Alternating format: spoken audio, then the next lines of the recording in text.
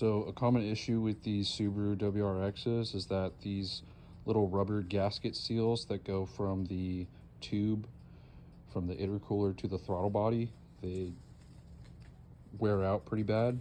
And as you can kind of see in the video, so pretty much what I was